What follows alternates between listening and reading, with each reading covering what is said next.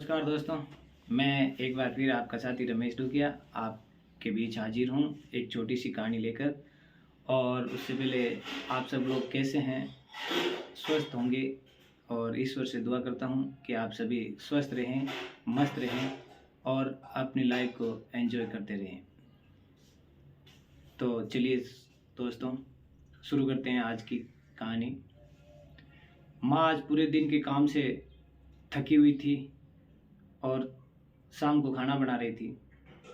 खाना बना के उन्होंने पापा को खाना परोसा तो एक रोटी जली हुई थी।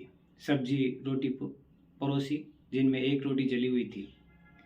मैंने सोचा इस जली हुई रोटी को लेकर पापा कुछ कहेंगे, माँ को डांटेंगे या भला बुरा कहेंगे, लेकिन पापा वो रोटी आराम से खा गए और उन्होंने कुछ नहीं कहा। और जो पापा ने रोटी खाने के बाद कहा वो शब्द मैं आज तक नहीं भूल पाया। मम्मी ने कहा सॉरी, रोटी जल गई। तो पापा ने जो कहा, पापा ने कहा अरे पागल, मुझे जली हुई रोटी और कठोर रोटी खाने में आनंद आता है। रोटी बहुत स्वादिष्ट थी। मुझे आश्चर्य हुआ कि पापा डांटने की बजाय मम्मी को ये कह रहे थे।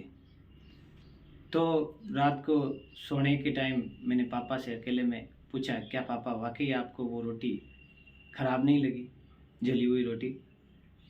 तो पापा ने कहा बेटा, रोटी जली हुई उतनी ख़राब नहीं थी। तेरी मम्मी दिन भर काम करती है और हम सबको संभालती है, तो इतना काम करके वो हमारी देखभाल करती है, तो एक रोटी जल गई तो क्या हुआ?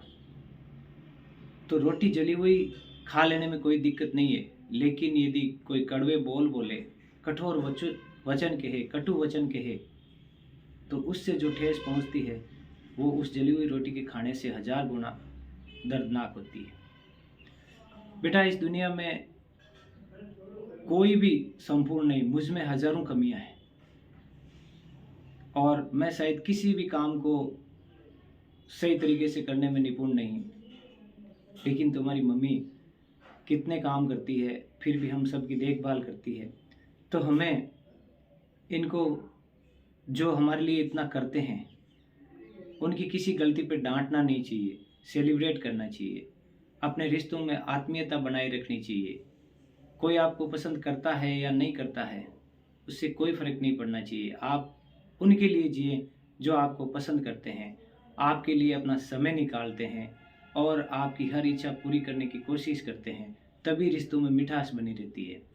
तो साथियों, आप सबसे भी मेरा निवेदन है कि अपने रिश्तों में मिठास बनाए रखें और छोटी छोटी बातों को अपने ऊपर हावी नहीं होने दें और छोटी छोटी बातों में खुशियाँ ढूंढें। खुशियाँ कहीं बाहर से नहीं आती, छोटी छोटी बातों में ही मिलती है और उन छोटी छोटी बातों से ही खुशियाँ ढूंढें। आपसे जो नफ़रत करते हैं उनको आप इग्नोर कीजिए, जो आपसे प्यार करते हैं उनके साथ आप अपना समय दीजिए और जो नफ़रत करते हैं उनके लिए अपने मन में दया भाव रखिए। किसी ने ठीक ही कहा है कि मेरे पास समय नहीं उनसे नफ़रत करने को, मेरे पास समय नहीं उनसे नफ़रत करने को जो मुझे पसंद नहीं करते। मैं व्यस्त हूँ उन लोगों में, मैं व्यस्त हूँ उन लोगों से प्यार करने को जो मुझे पसंद करते हैं। धन्यवाद दोस्तों। कैसी लगी मेरी कहानी? यदि अच्छी लगी हो तो चैनल को लाइक एंड सब्सक्राइब ज़रूर करें।